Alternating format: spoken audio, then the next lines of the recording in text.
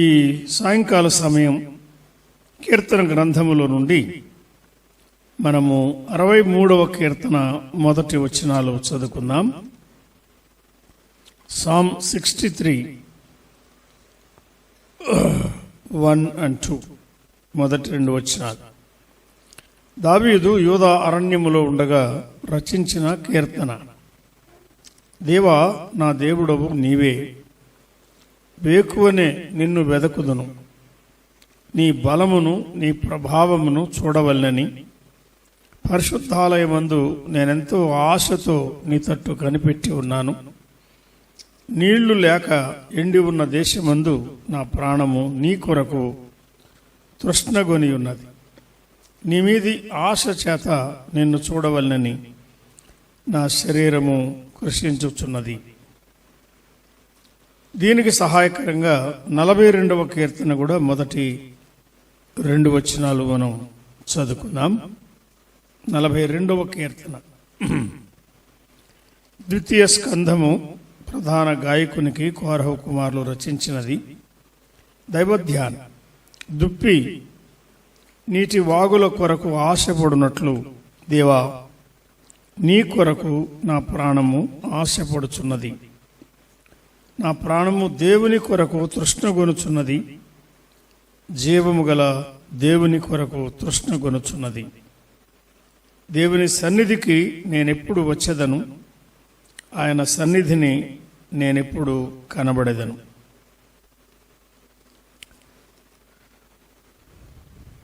చదవబడిన ఈ 2 కీర్తనలో ఉన్న వచనాలు మనము చేయబోవు ధ్యానానికి సహాయకరంగా ప్రభు మన కొరకు దీవించును గాక. ఉదయకాలం మనము కూడుకునే సమాజానికి ఏ పేర్లున్నవో, వాటిలో ఏ లక్షణాలు మనము గమనించాలో వాటిని మనము జ్ఞాపకం చేసుకున్నాం. ఈ మధ్యాహ్న కాలం మనం చదివిన 42వ కీర్తన మొదటి వచనాలు, 63వ కీర్తన మొదటి వచనాలు, వీటిలో దావీదు యోధా అరణ్యములో ఉండగా రచించిన కీర్తన అని 63వ కీర్తనకు పైన ఒక శీర్షిక పెట్టాడు. దావీదుకున్న ఆశ, కోరహు కుమారుల ఆశ, దేవుని సన్నిధి కొరకు, ప్రభువు కొరకు వారు కలిగి ఉన్న ఆశను మనం గమనిస్తున్నాం. ఆరాధకునికి ఉండవలసిన తీవ్రమైన తృష్ణ, ఆరాధకుని హృదయములో ఉండవలసిన విశేషమైన వాంఛ, ప్రగాఢమైన కోరిక అంతా ఒకటే. Deep desire to meet with God, deep Dzire to worship the Lord God, deep desire for the dwelling place of God, the house of God. దేవుని ఇంటి కొరకై, దేవుని సన్నిధి కొరకై ఆరాధించే మనకు ఉండవలసిన తహతహ అంటారు తెలుగులో, ఆశ, అభిలాష, తీవ్రమైన కోరిక, అది ఎంతవరకు మనకున్నది అని మనము చెక్ చేసుకోవడానికి ఈ వచనాలు నేను చదివాను. దావీదుకు ఉన్నది, కోరహు కుమారులకు ఉన్నది. 84వ కీర్తనలో కూడా కోరహు కుమారులు కలిగి ఉన్న ఆశను చెప్పాడు. 3 కీర్తనల్లో ఆశ ఆశ ఆశ అనే మాట రెట్టించబడింది. అంటే వారిలో ఉన్న బలమైన కోరిక, ఏదో వెళ్ళి రావాలి, మెకానికల్గా వెళ్ళి రావాలి, ఆషామాషిగా వెళ్ళి రావాలి, ఆదివారం కాబట్టి వెళ్ళి రావాలి, రొట్టెలో పాత్రలో పాల్గొనాలి అని కాదు. అప్పటికి అసలు రొట్టె పాత్ర ప్రభు శరీరానికి సూచనగా ఇవ్వబడిన రొట్టె, ఆయన చెందించిన రక్తానికి గుర్తుగా ఇవ్వబడిన పాత్ర ప్రసక్తి లేదు. అది పాత నిబంధన కాదు.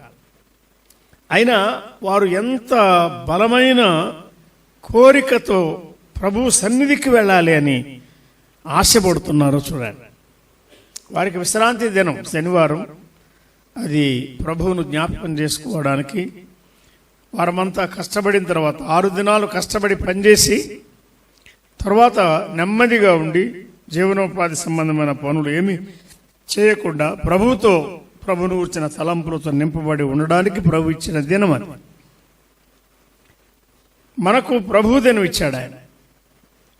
ప్రభు దినాన్ని గురించి క్రొత్త నిబంధనలో చాలా స్పష్టమైన ఉపదేశం ఉన్నాయి, వివరాలు ఉన్నాయి. అవి సంఘానికి మనము తేటగా అందిస్తే విశ్వాసులందరూ వాటి ద్వారా హెచ్చరింపబడ్డానికి, ప్రోత్సహించబడ్డానికి, నిర్లక్ష్య వైఖరి లేకుండా, జాగు చేయకుండా ప్రభు సన్నిధికి చేరి రావడానికి హృదయాలలో కోరిక ప్రభు బలవంతం చేస్తాడు. ఈ సాయంకాలం దాన్ని మనం జ్ఞాపకం చేసుకుందాం. సందర్భాలు కూడా మీ ఎదుట జ్ఞాపకం చేయాలని నేను ఆశిస్తున్నాను. వాస్తవానికి దావీదు యోధా అరణ్యములో ఉన్నాడు. అనుకూలతలు లేవు. ఆయన అన్యాయాన్ని అనుభవించవలసిన దినాలు. యోధా అరణ్యములో ఉండగా ఆయన రచించిన కీర్తన అని చెప్పాడు. దీనిలో ఆయన ప్రభు కొరకు కలిగి ఉన్న ఆశ చెప్పాడు. మనకు బాగా తెలిసిన వచ్చినాలే, కొత్తమేం కాదు. దేవా, నా దేవుడవు నీవే, వేకువనే నిన్ను వెదకుదును అన్నాడు. దినమంతటిలో మొదటి భాగం ప్రభువును వెదకడానికి ఇవ్వాలి. అది ఆయన చేసుకున్న ఒక అలవాటు. మంచి ఆరాధికులు ఎవరైనా దినమంతా మన కొరకు వాడుకున్న తర్వాత ప్రభువుకి ఇవ్వడం కాదు, ప్రభువుతో గడిపి, ప్రభువును వెదకి, ప్రభువును కనుగొని, ప్రభువును తృప్తిపరచి, ప్రభువును స్తుతించి, ఆయన్ని పైకెత్తి, ఆయన బలాన్ని చూచి, ఆయన ప్రభావాన్ని చూచి, ఆయన మహిమను, ఆయన సౌందర్యాన్ని, ఆయన కీర్తిని, ఆయన శౌర్యాన్ని, ఆయన మాహాత్మ్యాన్ని, ఆయన దయాళుత్వాన్ని, ఆయన గుణలక్షణాలు ఎన్నో ఉన్నాయి. వాటన్నిటిని ధ్యానించి తర్వాత మన జీవితం సాగించడం, అది ఒక గంభీరమైన ఆత్మీయ జీవితానికి అభివృద్ధిని కలిగించే అభ్యాసం, అలవాటు అంటారు. అన్నారా? ఈ రోజుల్లో చాలామంది వాకింగ్ చేస్తున్నారు, ఎక్సర్సైజులు చేస్తున్నారు, కొందరు జిమ్కి వెళ్తున్నారు. నిన్న సాయంకాలం మేము మీటింగ్స్ ముగించి అశోక్ నగర్కి వెళ్ళేటప్పటికి, అంటే మా కుటుంబాల్లో పిల్లలు లేరు. ఎక్కడికి వెళ్ళారు అంటే బయటికి వెళ్ళారు, వాకింగ్కి వెళ్ళారు అన్నారు.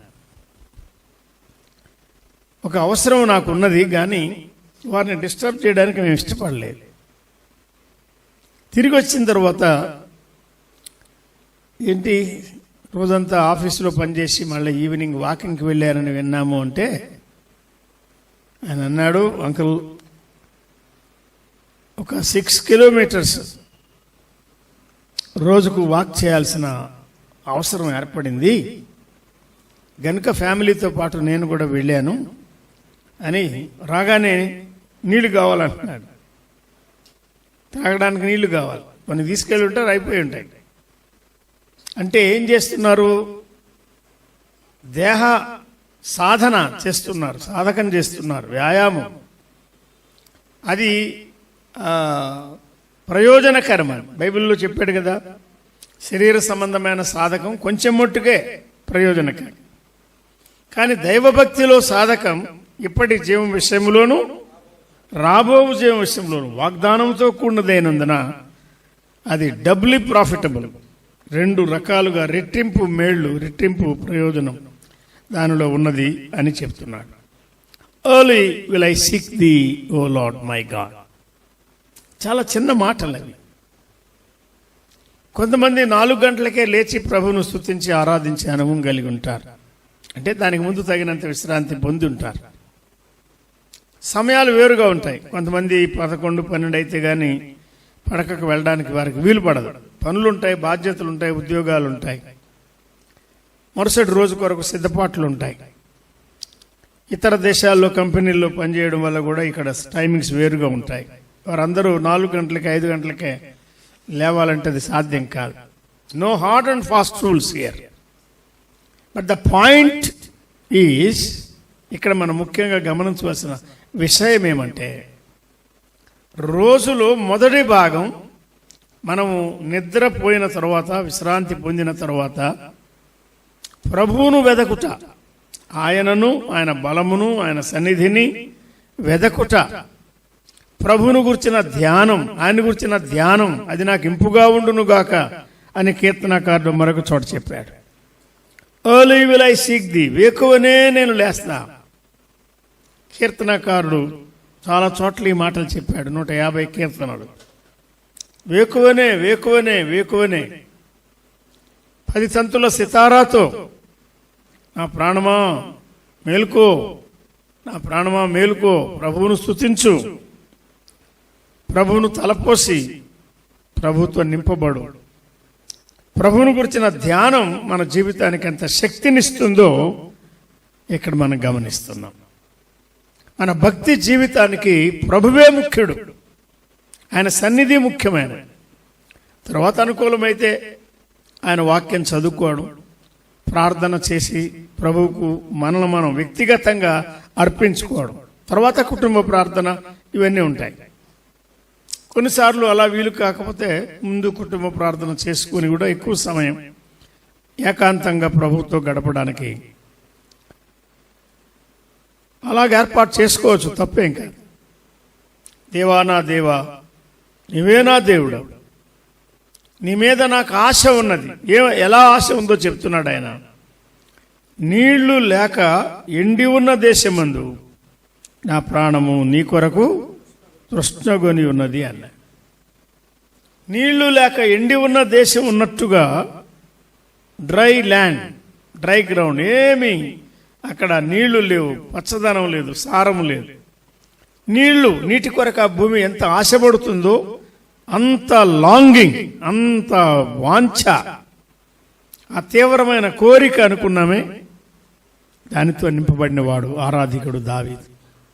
ఆయన రచించిన కీర్తనల్లోనే చాలా సత్యాలు తెలిసినవే, కానీ మనం గమనించినప్పుడు మనల్ని మనం పరీక్షించుకోవడానికి అవి మనకి సహాయం. నీ మీది ఆశ చేత అన్నాడు.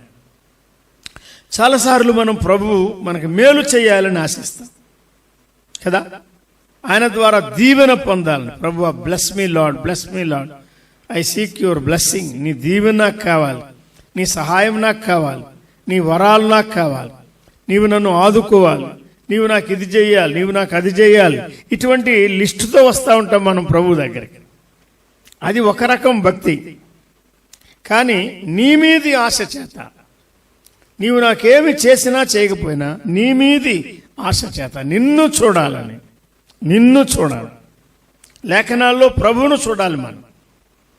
కొంతమంది కొద్ది కాలమే కానీ ఎందుకు దేవుని వాక్యంలో నుండి లోతైన బలమైన విషయాలు, ఆత్మకు శక్తిని, పోషణ ఇచ్చే వాటిని అందించగలుగుతున్నారు, నేర్చుకోగలుగుతున్నారంటే వారు ప్రభువు మీద ఆశ కలిగి ప్రభుతో గడుపుతున్నారు, ప్రభువును వారు అనుభవిస్తున్నారు.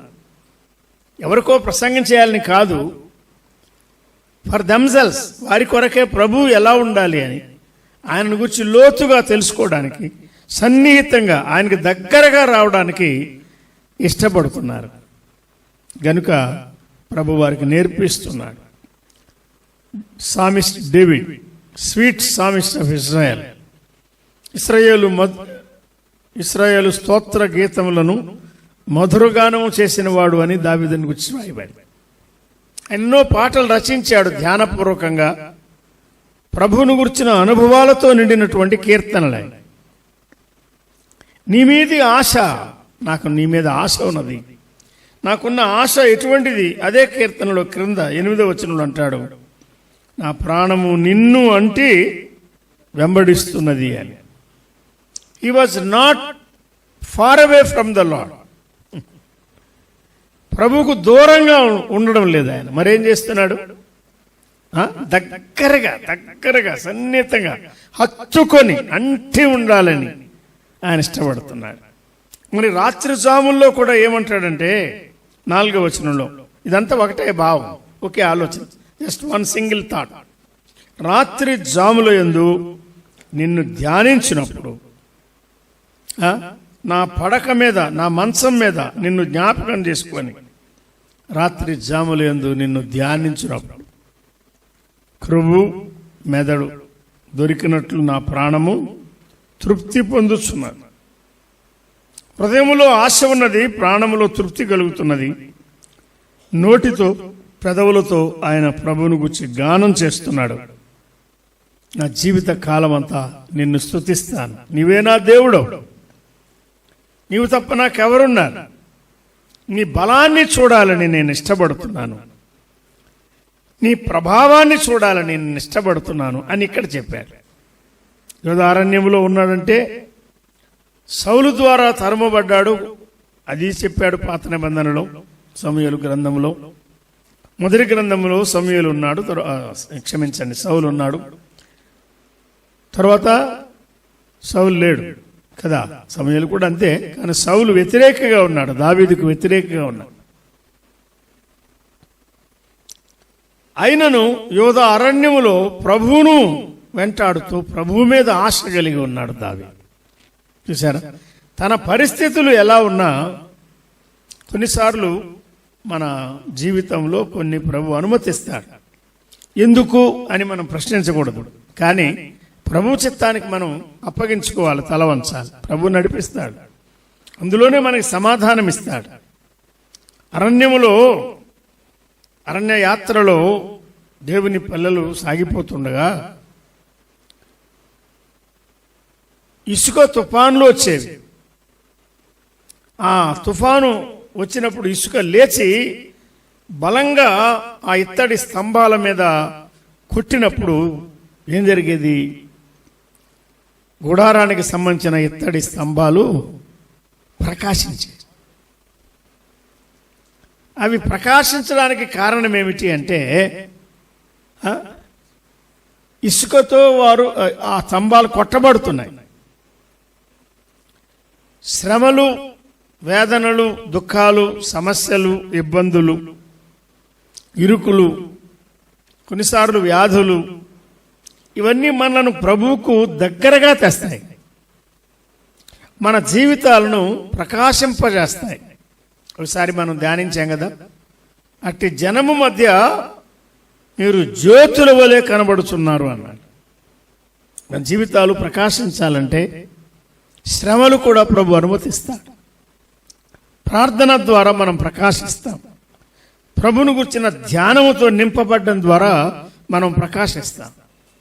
ఇక్కడ దావీదును గురించి చెప్తున్నాడు, నిన్ను అంటి వెంబడించాలని నా హృదయంలో బలమైన కోరిక ఉన్నది. నీళ్లు లేక ఎండి ఉన్న దేశమందు అని ఒక పోలిక ఇక్కడ చెప్పాడు. నీ కొరకు నా ప్రాణము తృష్ణగొనుచున్నది అన్నాడు.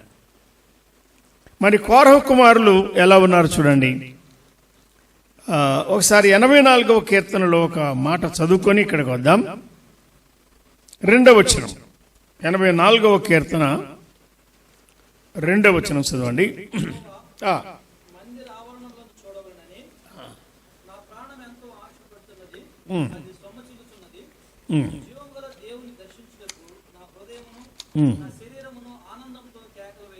విన్నారా? ఏ రాగం మీద పాడాలో రాశాడు. 63వ కీర్తనలో దావీదు చెప్పిన దానికి 84వ కీర్తనలో కోరహు కుమారుడు చెప్పిన దానికి తేడా ఉంది. అక్కడ ఆశ అన్నాడు, ఇక్కడ ఆశ అన్నాడు, కానీ తేడా ఉంది. ఏమిటా తేడా? ఇంతవరకు మనం 63వ కీర్తనలో చదువుకుంటే దావీదుకున్న ఆశ ఎవరి మీద? ప్రభువు పట్ల, ప్రభువు మీద ఉన్నది ఆశ. మరి కోరహు కుమారులకు ఆశ ఏమిటి? మందిరము, ఆ నివాసాలు చూడాలి, ఆవరణం చూడాలన్నాడు. తర్వాత ఆవరణాన్ని గురించి చెప్పాడు, మందిర ద్వారాన్ని గురించి చెప్పాడు, మందిరాన్ని గురించి చెప్పాడు, కెరూబులు ఉండే స్థలాన్ని గురించి కూడా ఆయన మాట్లాడుతున్నాడు. అంటే అతి పరిశుద్ధ స్థలాన్ని కూడా వారు జ్ఞాపకం చేసుకొని ఆ గుడారంలో ప్రభు ఆ రీతిగా తన మహిమతో నింపాడు కనుక అవి చూడాలని ఆశపడుతున్నాను. మందిరానికి రావాలని, మందిరములో ఉండాలని, ద్వారం దగ్గర ఉండాలని, మందిరములో నివసించువారు ధన్యులు అని ముగించాడు. నేను ఇందు నమ్మిక ఉంచువారు ధన్యులు అని ఆయన ముగిస్తున్నాడు. కనుక ఆయన ఆవరణాల పట్ల ఆశ కలిగి ఉండడం మంచిదే, కానీ ఆయన మీద ఆశ అది ఇంకా విశేషమైన. ఆయన మీద ఆశ కలిగి ఉండడం. 42వ కీర్తన చూడండి.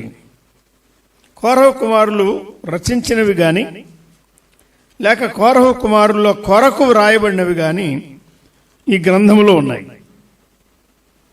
నేను అప్పుడప్పుడు జ్ఞాపకం చేస్తూ వచ్చాను. ఈ 150 కీర్తనలు 5 భాగాలుగా ఉన్నాయి. స్కంధాలు 5 భాగాలు. ప్రతి భాగములో దావీదు కానీ, ఆసాపు కానీ, వారో కుమారులు కానీ, మోషే కానీ, లేక సొలొమోను కానీ, లేక హేమాను కానీ, ఈ రీతిగా భక్తులు ప్రభువు పట్ల, ప్రభువు మందిరం పట్ల, ప్రభువు సన్నిధి పట్ల కలిగి ఉన్న ఆ తీవ్రమైన కోరిక చెప్పాడు. ప్రతి భాగంలో చెప్పాడు. అన్ని భాగాలు మీరు వేరువేరుగా చూస్తే సెక్షన్ 1లో ఉన్నాయి, సెక్షన్ 2లో, సెక్షన్ 3లో, సెక్షన్ 4లో, సెక్షన్ 5లో, అన్నిట్లో ఉన్నాయి. 5 గ్రంథాల్లో ఉన్నటువంటి వర్తమానం మనకు తెలిసి ఉంటే ఈ భాగాలు చదువుతున్నప్పుడు, వాటిని అన్వయించుకున్నప్పుడు వాటిలో ఉన్నటువంటి విశేషాన్ని మనం గమనించగలం. కోరహు కుమారులు వారు చేసిన దైవ ధ్యానం అని మొదటి భాగం పూర్తి కాగానే చెప్తున్నాడు. ఇది ద్వితీయ స్కందం ప్రారంభం. 41 వరకు మొదటి భాగం, 1 నుండి 41, 42, 72 రెండవ భాగం, 73, 89 మూడవ భాగం, 90 నుండి 106 నాలుగవ భాగం, 107 నుండి 150 ఐదవ భాగం. ఇవన్నీ మామూలుగా బైబిల్ చదువుతుంటే మనకి డివిజన్, ఆ విభజన అనేది అర్థమవుతుంది. అన్ని భాగాల్లో ఆయన మందిరాన్ని గురించి, ఆవరణాన్ని గురించి, పరిశుద్ధ స్థలాన్ని గురించి, మందిర ద్వారాన్ని గురించి, కెరూబులను గురించి, కెరూబుల మీద ఆసీనుడైన ప్రభువును గురించి వ్రాయబడిన సత్యాలు ఉన్నాయి. కోరహు కుమారులు ఎందుకు అంతగా ధ్యానం చేస్తున్నారు? వారేమన్నారు? వారు 2 మాటలు చెప్పారు. దుప్పి నీటి వాగుల కొరకు ఆశపడునట్లు అని ఒక పోలిక. తర్వాత దేవా నీ కొరకు నా ప్రాణము ఆశపడుచున్నది. తర్వాత 2వ వచనంలో దేవుని కొరకు తృష్ణగొనుచున్నది అని చెప్పారు. వారు ప్రభువు కొరకు వారు కలిగి ఉన్న ఆశ, ప్రభువు కొరకు వారు కలిగి ఉన్న తృష్ణ. నీతి కొరకు ఆకలి దప్పులు గలవారు ధన్యులు, వారు తృప్తిపరచబడుదురు అని కదా బైబిల్లో రాయబడింది. వీరు ఆ దేవుని కొరకు, జీవము గల దేవుని కొరకు అన్నారు. 84లో మందిరము, ఆవరణాలు, గుమ్మము, బలిపీఠము అవి చెప్తున్నారు. కానీ ఇక్కడ చూస్తే వారు ఏం చేస్తున్నారు? దేవుని కొరకు ఆశ, దేవుని కొరకు తృష్ణ, దేవుని పట్ల. నీళ్లు లేక ఎండి ఉన్న దేశంలో ఉన్నట్టుగానే ఆ దుప్పి నీటి వాగుల కొరకు ఆశపడినట్లుగా, నీటి వాగులు కావాలి, నీటి వాగులు కావాలని దప్పికతో ఉన్న దుప్పి ఎంతగా ఆశిస్తుందో అలాగూ వారు ఆశిస్తున్నారు. ఇక్కడ ఉన్నటువంటి పూర్వ చరిత్ర ఏమంటే, సంఖ్యాకాండం 16వ అధ్యాయంలో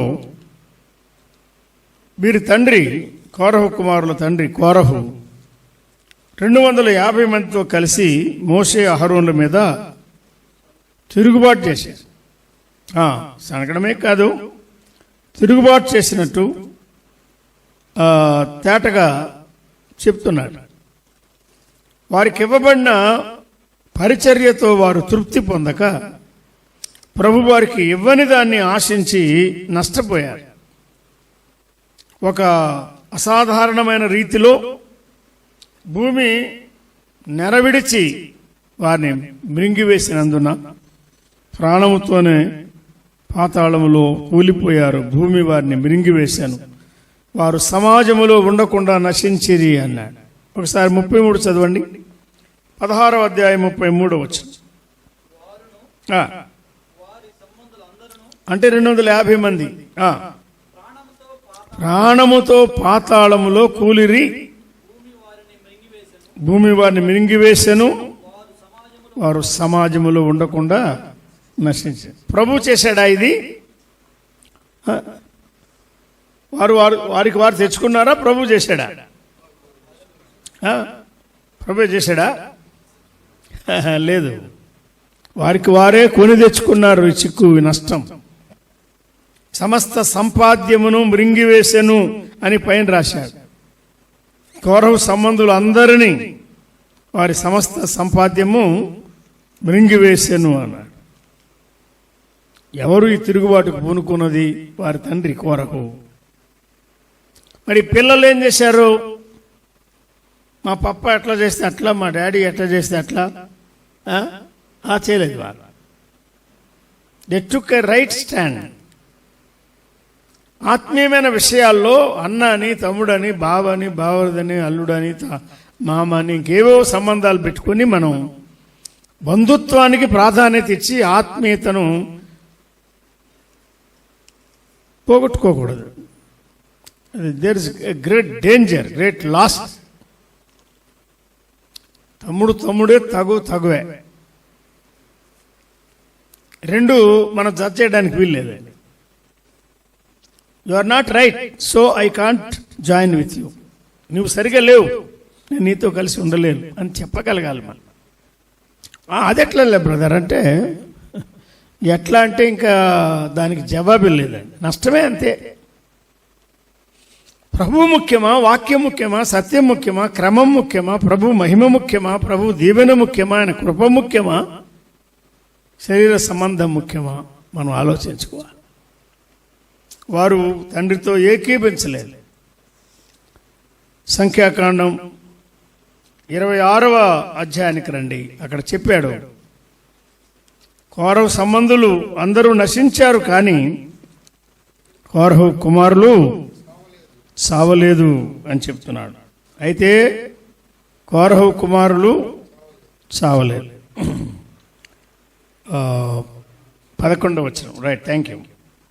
అయితే కోరహు తిరుగుబాటు చేసిన వారికి దృష్టాంతంగా మిగిలిపోయాడు.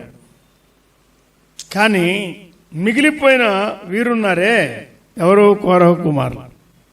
అయితే కోరహు కుమారులు చావలు. ఆ చిన్న మాట వారి జీవితాంతం ప్రభువును ఘనపరచడానికి వీలైంది. స్తుతించేవారుగా వారు నియమించబడ్డారు. మీరు వృత్తాంతముల గ్రంథం 16వ అధ్యాయం చూస్తే, ఆ మందసము ముందర అనుదినము స్తుతులు చెల్లించడానికి, స్తుతి పాటలు పాడడానికి ఏర్పాటు చేయబడ్డారు వీరే కోరహు కుమారులు. కోరహు కుమారులు ఇంకా కొంతమంది ఉన్నారు, లేవీయులు. పాటలు పాడడానికి మందసం ముందు రోజు ఆరాధన పాటలు పాడడానికి దావీదు ఏర్పాటు చేసి వెళ్ళిపోయాడు. అన్ని రకాల ఏర్పాట్లు ఆయన చేసి వెళ్ళిపోయాడు. కోరహు కుమారులు వారు నేరుగా వ్రాసిన పాటలు కానీ, వారి కొరకు వ్రాయబడిన పాటలు కానీ చూడండి. Full of worship, full of thanks giving. వారి జీవితంలో ఆరాధన భావం, భక్తి భావం, కృతజ్ఞత భావం అది బాగా ఎక్కువగా పెరిగిపోయింది. గనుక ప్రభువా, ఆనాడు మేము మా తండ్రితో ఏకీవించుంటే ఈనాడు మేము ఇక్కడ ఉండేవారం కాదు కదా, ఈ ధన్యత మాకు దొరికేది కాదు కదా అని ఆయన ఆవరణాల కొరకు అక్కడ పాటలు పాడడానికి, ఆరాధించడానికి, స్తుతించడానికి, వారికి అప్పగించబడిన సేవ వారు చేయడానికి తృప్తి కలిగి వారు సాగిపోయారు. ఇది సందర్భం. 63 దావీదు సందర్భం. ప్రభువు మీద ఆశ కలిగి ప్రభువునే ప్రతిరోజు మొదటి భాగం ప్రభువును వెదుగుతున్నాడు, ప్రభువుతో నింపబడుతున్నాడు, ప్రభువును అనుభవిస్తున్నాడు, ప్రభు యొక్క మహిమను చూడగలుగుతున్నాడు, ఆయన బలము, ఆయన తేజస్సు, ఆయన ప్రభావం. కొన్ని మాటలు ఉన్నాయి బైబిల్లో. ఎందుకు మనం వస్తున్నాం, అక్కడ మనకు ఏమి ఉన్నది, ఏమి పొందగలం, ఆయనకు మనం ఏమి ఇవ్వాలి అంటే,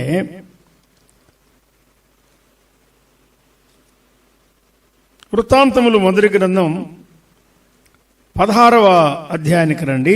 అక్కడ ఉన్నవే కీర్తనలో చెప్పాడు. దినవృత్తాంతములు మొదటి గ్రంథం 16వ అధ్యాయం 15వ అధ్యాయంలో మందసాన్ని దావీదు పురానికి తెచ్చారు. ఆయన సిద్ధపరచిన ఆ ప్రత్యేకమైన గుడారములో దాన్ని ఉంచారు, బలులు అర్పించారు. దావీదు అందరికీ సహవాసాన్ని ఏర్పాటు చేశాడు. తర్వాత మందసము ఎదుట దినదినము సేవ చేయడానికి, యెహోవాను ప్రసిద్ధి చేయడానికి, ఆయనను వందించడానికి, ఆయనకు స్తుతులు చెల్లించడానికి లేవీయులలో ఆయన కొందరిని నియమించాడు అన్న. ఇందులో మనం ఎన్ని చేస్తున్నాం? 16:4 యెహోవా మందసం ఎదుట సేవ చేయుచు, యెహోవాను ప్రసిద్ధి చేయుట, అందులో వారు నిమగ్నమయ్యారు. వందించుట, ఆయన వందనీయుడు, వందించాలి, కీర్తనీయుడు, కీర్తించాలి, స్తోత్రార్హుడు, బహుగా స్తుతినందదగిన వాడు, అధిక స్తోత్రార్హుడు. ఇవి పోయినసారి మనం 3-4 సంవత్సరాల కిందట విన్న సందేశాల్లో ఆరాధించే మనము మన ఆరాధనలో నాణ్యత కలిగి ప్రభువుని ఎలాగూ ఆరాధించగలం, సేవించగలం, అప్పుడు మనం నేర్చుకోగలిగాం. ఇక్కడ ఏమంటాడంటే, ఆయనకు స్తోత్రములు చెల్లించుటకు ఆయన లేవీయుల్లో కొందరిని నియమించాడు. వారి పేర్లు కూడా చెప్పాడు. తాళములు వాయించేవారని పాత నిబంధన ప్రకారం వాయిద్యాలతో వాయించే ఆ స్తుతి విధమేదనగా అని 7వ వచనం దగ్గర ప్రారంభించాడు. 16వ అధ్యాయం 7వ వచనం మొదలుకొని 16వ అధ్యాయం 36 వరకు ఉన్నదంతా స్తుతి విధానమే. ఇది కీర్తన గ్రంథంలో 3 కీర్తనలో ఉన్నాయి. ఈ వచనాలే కీర్తనల గ్రంథంలో 3 కీర్తనలుగా ఉన్నాయి. ఇక్కడ ఒకే అధ్యాయం. ఏం గల్విలుగా గాబరాగా ఉందా? అదే అధ్యాయం 16వ అధ్యాయమే 7వ వచనం స్తుతి విధం ఏదనగా అని ప్రారంభించాడే. అక్కడి నుండి ఒక్క చోట వ్రాసినటువంటి the order of praise or worship, praise and worship, స్తుతులు చెల్లించుట, ఆరాధించుట, ప్రసిద్ధి చేయుట, వందించుట, పొగడుట, కీర్తించుట, వర్ణించుట, ఇవన్నీ పర్యాయ పదాలే. దాదాపుగా ప్రభువును అలాగ మనం స్తుతించాలని ఆయన కోరుకుంటున్నాడు. అందులో ఏమున్నాయో చూడండి. 27వ వచనం చదవండి. 16:27 ఘనత ప్రభావములు ఆయన సన్నిధిని ఉన్నవి, బలమును సంతోషమును ఆయన యొద్ద ఉన్నవి అన్నాడు. చూసారా, జంట పదాలు చెప్తా ఉన్నాడు ఇక్కడ. ట్విన్స్ అంటారు. నేను కవల పిల్లల్లో ఒకన్ని, నాతో పుట్టిన వాడిని నేను చూడలేదు, నాకు తెలియదు. నేను ఉండకూడదు, ఆయన ఉండాల్సిందే అబ్బాయి, కానీ ఎందుకో ప్రభు ఆయన తీసుకున్నాడు, నన్ను ఉంచాడు. ఘనత ప్రభావములు ఆయన సన్నిధిని ఉన్నవి అంటున్నాడు. దావీదు అనుభవించి రాశాడు కీర్తన. ఇదే 96వ కీర్తనలో ఉంది కదా. ఇది ఇక్కడదే ముక్కలుగా అక్కడక్కడ కనబడుతుంది మనకి. తర్వాత బలమును సంతోషమును ఆయన యొద్ద ఉన్నవి అంటున్నాడు. గనుక మీరేం చెల్లించాలి? 28వ వచనంలో అంటాడు, జనముల కుటుంబములారా యెహోవాకు చెల్లించుడి, మహిమ బలమును యెహోవాకు చెల్లించమన్నాడు. మహిమను బలమును చెల్లించమన్నాడు. ఇంకా యెహోవా నామమునకు తగిన మహిమను ఆయనకు చెల్లించమన్నాడు. ఏదో చెల్లించడం కాదు, ఆయన నామమునకు తగిన మహిమ మీరు ఆయనకు చెల్లించండి అన్నాడు. ఇంకేం చేయమన్నాడు? నైవేద్యములు చేతబట్టుకొని రండి, నా సన్నిధిని ఎవడును వట్టి చేతులతో కనబడకూడదన్నాడు. నైవేద్యాలు, ఆ ధూప ద్రవ్యాలు ఎన్ని రకాలుగా ఉన్నావో చెప్పాడుగా. 4 రకరకాల పరిమళ ద్రవ్యాలు ఉన్నాయి. అవన్నీ కలిపితే ధూప ద్రవ్యాలు. అది తీసుకుని రండి అంటున్నాడు. తర్వాత పరిశుద్ధ అలంకారములు, ఆభరణములు ధరించుకొని మీరు ఆయన ఎదుట సాగిలపడండి అని ఆయన చెప్తున్నాడు. కీర్తన గ్రంథంలో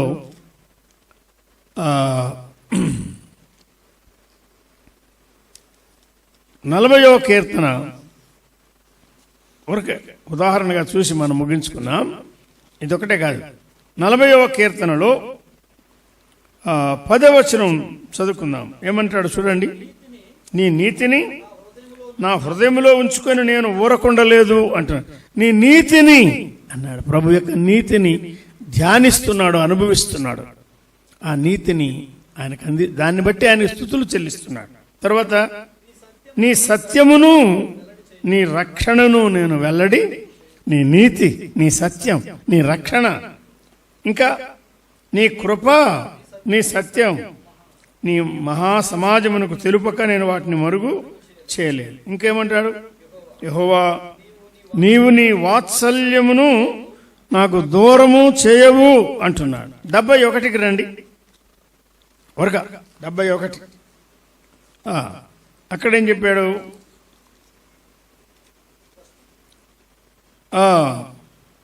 8వ వచనం చదువుకుందాం.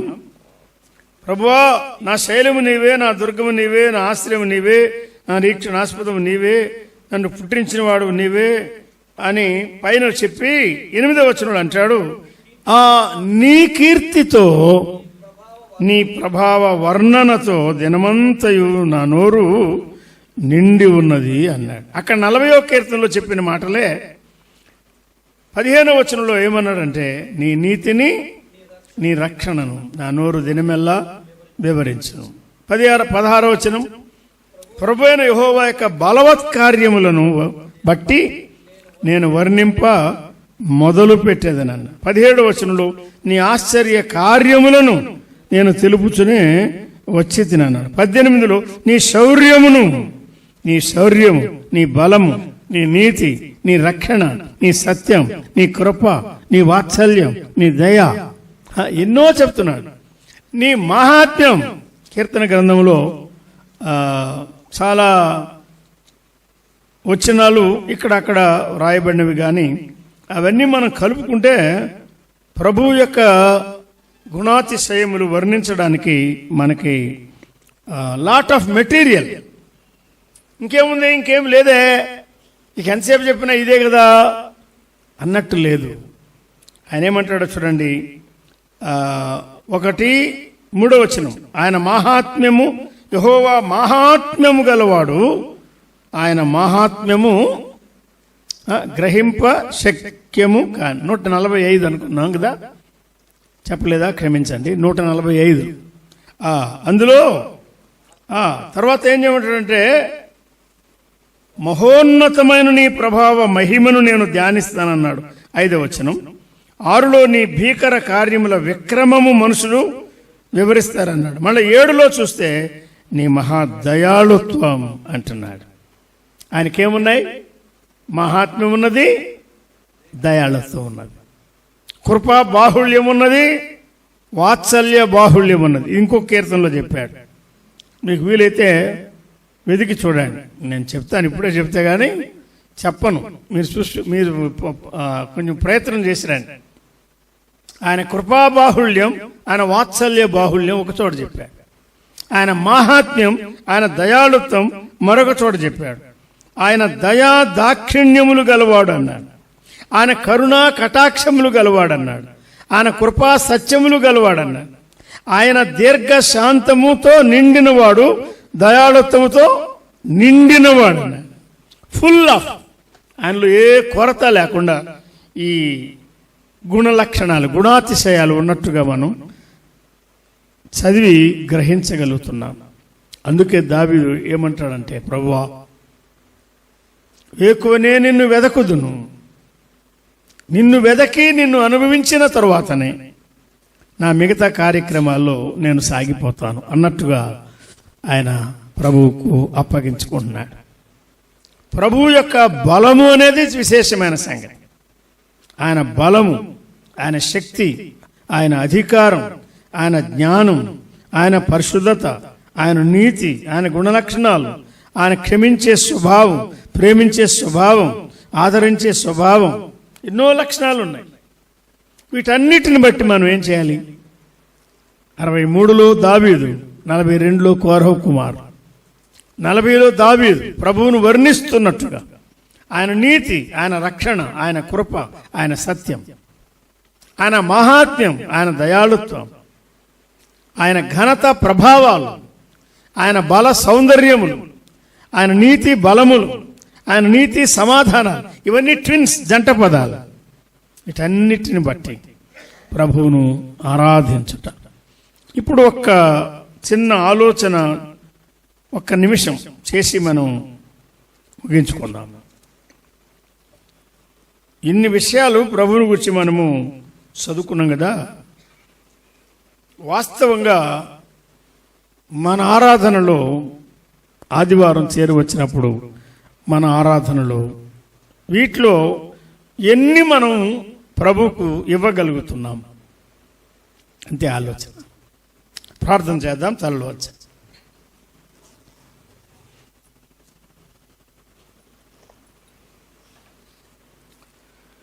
సర్వకృపానిదైన మా ప్రియ ప్రభువా, మహిమగల దేవా, మిమ్మల్ని గురించిన అనుభవ జ్ఞానం, దానిలో మేము ఇంకా అభివృద్ధి పొందాలని మీరు కోరుచున్నారు. ఆత్మావేశముతో వ్రాయించిన లేఖనాలను బట్టి మీకు స్తోత్రములు. కీర్తనల గ్రంథములోనే మీకు మీ మందిరానికి ఉన్న సంబంధం, ఆరాధికులకు మీ సన్నిధికి ఉన్న సంబంధం ఎంతో ఘనంగా మీరు వ్రాయించి ఉంచారు. మీకు స్తోత్రం. కొన్ని ఈ మధ్యాహ్నం సాయంకాలం మేము ఏరుకున్నాం. తిరిగి కూడిక ఉన్నది, అలసట లేకుండా చేయండి, సిద్ధపరచండి, మీ నామాన్ని హెచ్చించుకుందురని. సేవా జీవితంలో, భక్తి జీవితంలో, ఆరాధన జీవితంలో మమ్మల్ని ఇంకా వర్ధిల్ల చేయమని మా ప్రభు అయిన క్రీస్తు యేసు నామమున స్తుతించి వేడుకొనుచున్నాము తండ్రి. ఆమేన్. Thank you.